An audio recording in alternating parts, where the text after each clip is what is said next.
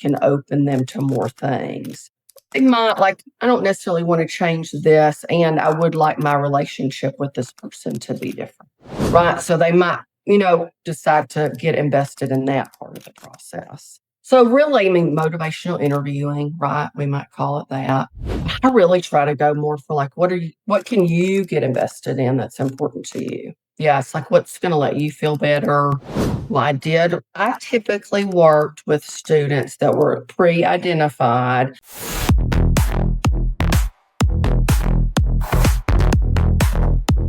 She's EMDR trained, brings a unique blend of experiences in trauma, adoption, substance abuse, and emotional regulation. You pretty much just do it all. So tell me, what got you started down this path? What got you started, especially with the wilderness? 'Cause that's what brought you to North Carolina from Texas, right?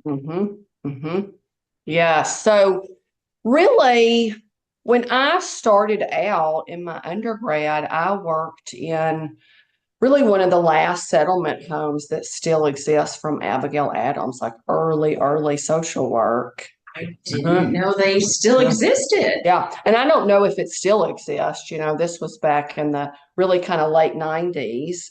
And part of what I saw with the kids is that they would come and go, so just a lot of recidivism that would happen there. And so part of what happened for me, is I was, again, in my undergrad, I always really knew that I wanted to be a therapist. And that was something that was pretty clear for me early on. I was one of those people that like my friends talked to. It just seemed like I had some natural skills. And so it was something that I wanted to explore, and I liked it. But that's cool that you were able to identify your skills at such an early age. Not a lot of the younger generation is aware of their talents. I think my parents encouraged that. Oh, good parents.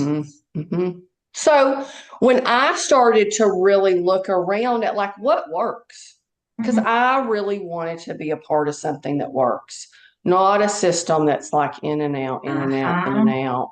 Yep. And so as I started to kind of dip my toe in things and try different things, I actually was in Memphis, Tennessee, and worked for a program called Bridge Builders, which was all about diversity across private, parochial schools, county, city schools, and they would take kids that were really in that, not quite at risk, but more like if you were going to talk about it in terms of grades, you'd say somebody that's kind of in a CD range, right? So it's like doing all right, really, like it's okay. And with some support, like could it kind of bump into a different range for them?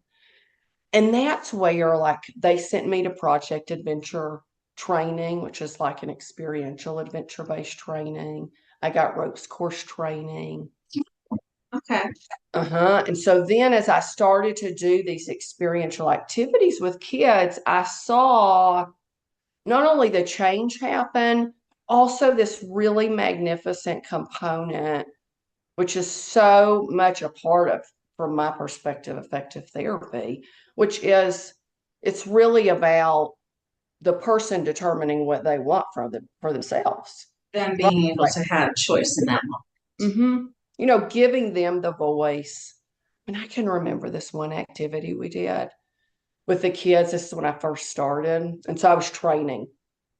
And it was this group, you can kind of envision like 12, maybe 15 adolescents. And they had this, basically it was this idea of, you have to choose, do you let basically one person live and sacrifice many, or do you let many live and sacrifice one? Interesting. Well, and these kids, blew my mind how they would weigh all these different things. And, at one point they somehow got into talking about like communism. I can't even remember. Yeah, like how it connected. But they're talking about this. And one of the kids is talking about communism. It's not accurate. Yeah. And so I want to be like, no, I want to give you the definition. But the co-leader who's training me is like, no, like that's not really the point. This isn't about them having the right definition, right? It's about letting them figure it out in their own way.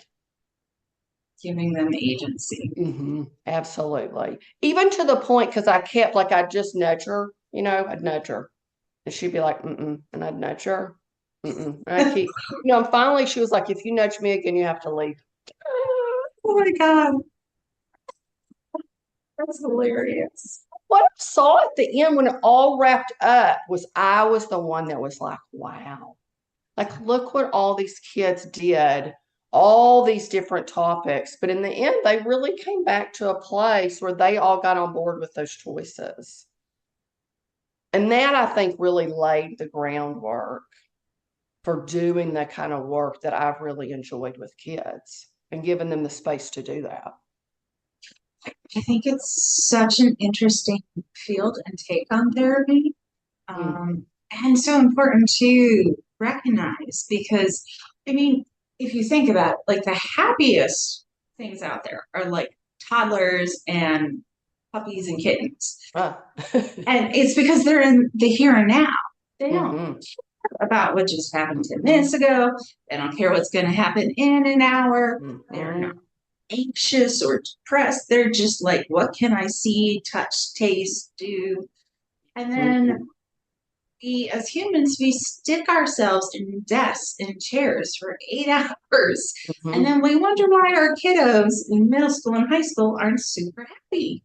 Yes. We need to get them out doing things, using their bodies, using their skills. But absolutely. We don't seem to have those conversations. But it sounds like the wilderness program led you to be able to provide that space. Well, the beauty of that really is that even though certainly the students weren't always open to that, especially initially, they were dropped into this, beautiful wilderness nature and starting to really experience what it's like to even just, have an interaction with, whether it's the sun on your skin. I mean, right, the sensory components of feeling something different than even like being anxious. Even if it's for that right split second of like, oh, that sun feels so good. It's this relief, right? And we know that there's a soothing right to the nervous system that happens, even in that boom split second. Well, but it gives it a pause. It gives it a moment, a piece that it normally wouldn't get, right? And then slowly over time, you're getting these messages that it's safe again. So the nervous system can start to regulate, hopefully. Yes. I know the wilderness programs right now aren't getting the best rap, but there are some really good ethical ones out there. And I don't want us to, what is that phrase? Throw the baby out with the bathwater. Yep, absolutely. And I agree with that, right? There are a lot of dynamics and there are a lot of people that have had a lot of different experiences. And so we want to honor, ideally all of that. Yes, there are some awful companies out there doing some snaky, shitty things, giving therapists a bad name. Half the time, they're not even therapists. It's just people who are big organizations taking control of things. And then there's other people who are therapists in the trenches doing this difficult work, having great outcomes, but that doesn't make a interesting story. And so that doesn't get spoken to. All those good moments, all those good programs, because there are some really good ones.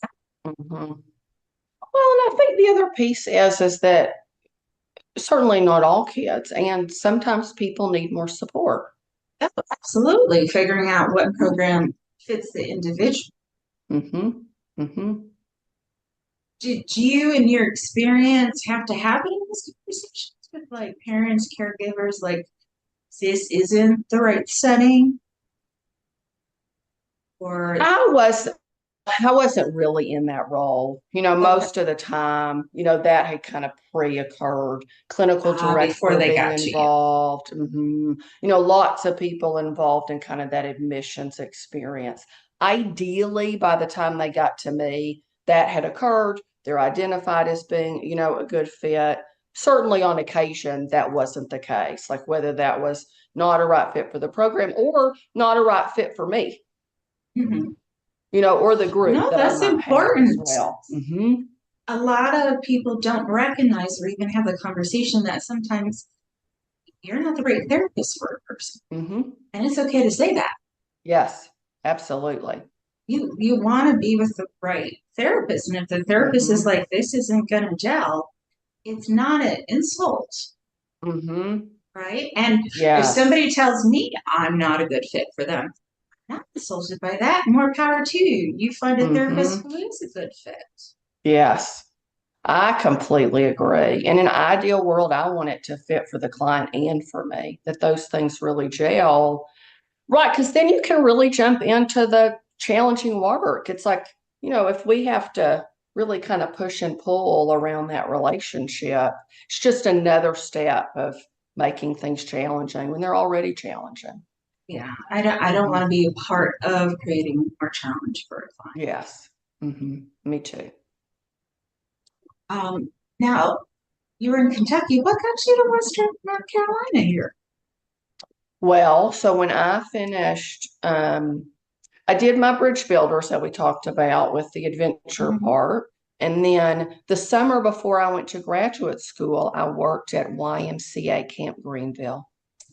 Oh, that's a Uh-huh. beautiful site. I've been there. Hmm. Hmm. And just loved it. I ran like their challenge course and the ropes course for the summer. And Oh, so that connected me. Like I met people, in my own life that are still in my life, 20 plus years later.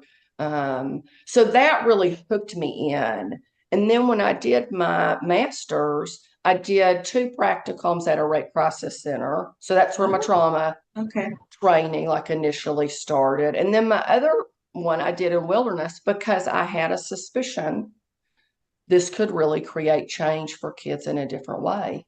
And again, I have this thing of like, I really want change to happen for people. I don't, it's like if it's like the therapist fit. If it's not working, if things aren't shifting, if you're not getting what you need, like let's do something else. And like Right. you said, it's not personal. It's about this is what it's all about. It's Mm-hmm. supposed to serve you and work for you. Be more. But Hmm. I notice people having difficulty with the change, even if they know it's going to be positive. Hmm. It's just unknown. So, Yes. what are some things that you've found helpful or experiences you've dealt with a client who, just keeps, I guess, butting heads because the change isn't something that they're open to, or they don't even realize that change needs to happen? Hmm. Is there a conversation starter that helps you with Uh-huh. that, or a tool, or Well, I typically like if they're really in a place of, for example, maybe other people want certain things to be different, right? But they're like, it doesn't really bother me. Then it's like, Mhm. okay, well, what does bother you? Right? Like, is there something that you do want to work on? And then sometimes part of what will naturally come up as they start to, well, this, I'd work on this or I'd work on that. Mhm. And then the beginning of that process can open them to more things. They might, like, I don't necessarily want to change this, and I would like my relationship with this person to be different. Oh, okay. Right. So they might, decide to get invested in that part of the process. So really, I mean, motivational interviewing, right? We might call it that. Um, I really try to go more for like, what can you get invested in that's important to you? Right, so that you can have a happier, more successful life, however you Hmm. choose to define Hmm. Yeah, it's like what's going to let you feel better. that. I heard that you worked a lot with borderline. Well, I typically worked with students that were pre-identified, sometimes trauma, sometimes not, but that was a niche Mhm. piece. And it wasn't uncommon for them to have just difficulty with that identity development, self-destructive behaviors. So there were concerns that they could develop, or even solidify, right, the personality traits that are unproductive, especially in relationships moving forward. It's such a hard field to work in. Hmm.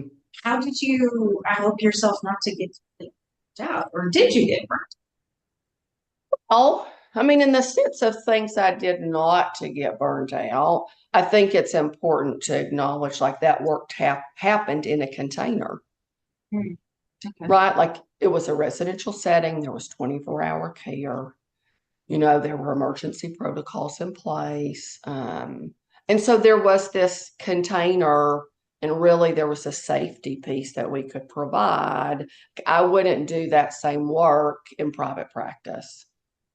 So, with that, strong boundaries. I mean, my mantra has always been with the group consistency, structure, and boundaries.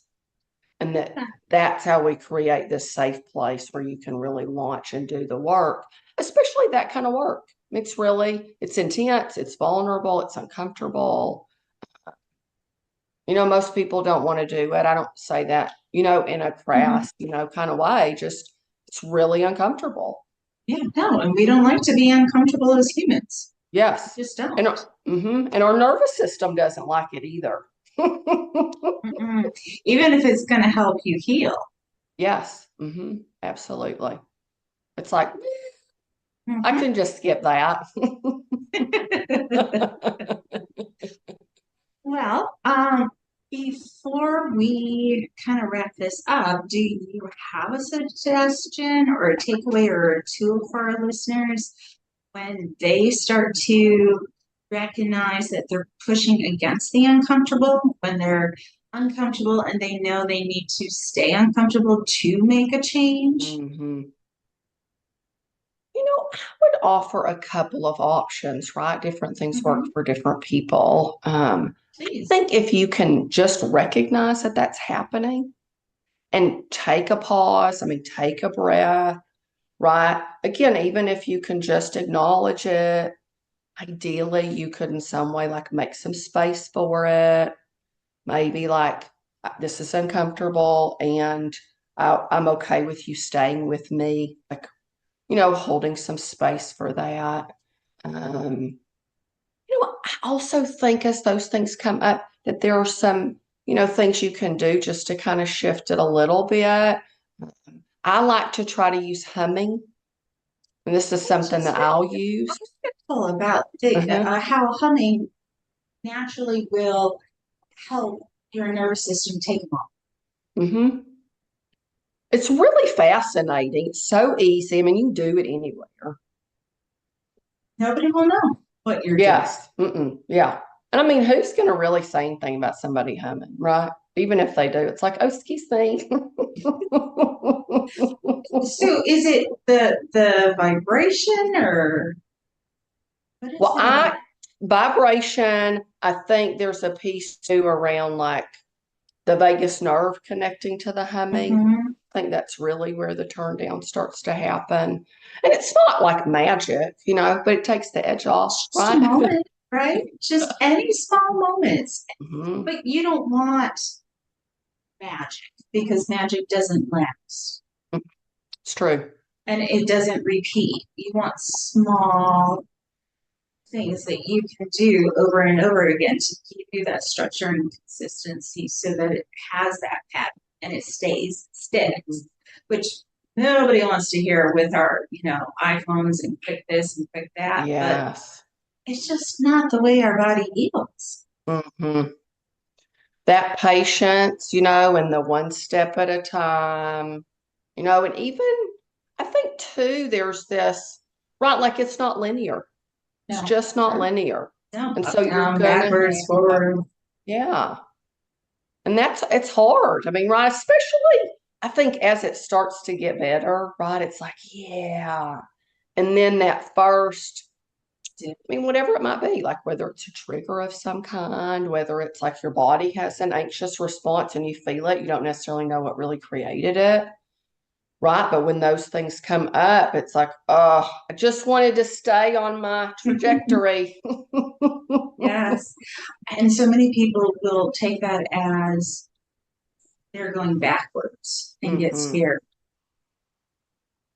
I think it's an important reminder that just because you hit a roadblock, a speed bump, whatever you want to call it, it doesn't mean that all that progress goes away. Mhm. Absolutely. And again, I think it's part of how we learn and prepare ourselves. Like those things are going to continue to happen, whether Absolutely. it's right in the therapeutic work, whether it's in, whatever your kind of role in your life might look like. Get, none of it is straight up, right? Like none of us get out of life unscathed, right? Things happen. Well, thank you, Shalene, for all those different options to help us with our nervous system. And thank you so much for agreeing to come on my podcast. You're so welcome. Listeners, thank you for spending some time with me on Notes to My Nervous System. If this gave your brain a breather, hit follow and leave a quick review. Unless it's a negative review, I don't want to read that. Share this podcast with a friend who could use some calm. And if you have a nervous system question, send it my way. I might be able to answer it or find someone who can. I'll leave you with our closing question of the day. What anchor of calm will guide you through the rest of your day? Until next time, take a deep breath and be kind to your own life. Subscribe, and if you're leaving a review, let's make it a nice one. Life's too short for bad vibes. Hey, it's that time again to cut through the noise. Our Mythbuster series delivers mental health truths. Like this one. Myth of the week, you should always be happy. The pressure to consistently be happy, these social media feeds that are telling us this, it's just an unrealistic standard that can make anyone feel inadequate or flawed when experiencing normal human emotions like sadness, anger, frustration.